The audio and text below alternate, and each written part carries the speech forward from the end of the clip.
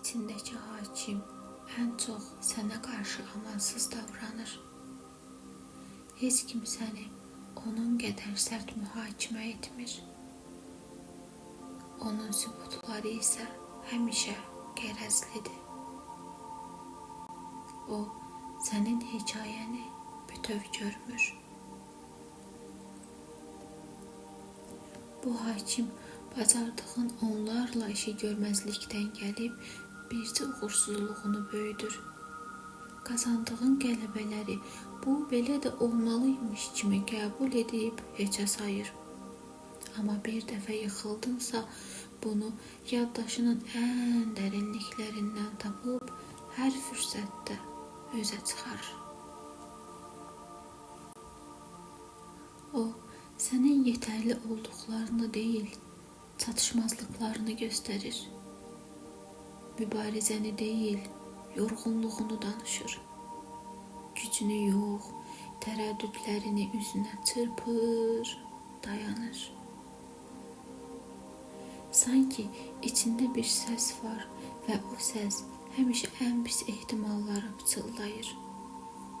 Sən bacarmazsan, əvvəldə bacarmamışdın, yenə də alınmayacaq. Ancaq unutma ki, o səs həqiqət deyil. O səs keçmiş qorxularının, yorğunluğunun, travmalarının bir kölgəsidir.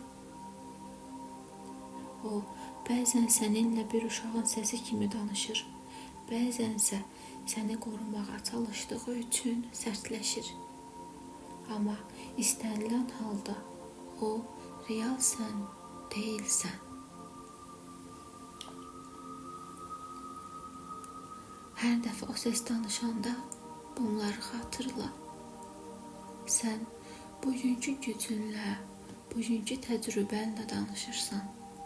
O isə köhnəlmiş, uğursuz bir hekayədən asılı qalıb.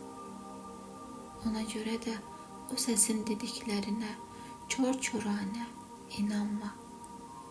Sən daha güclüsən, sən daha yaxşısına layiqsən və sən bunu bacaracaqsan.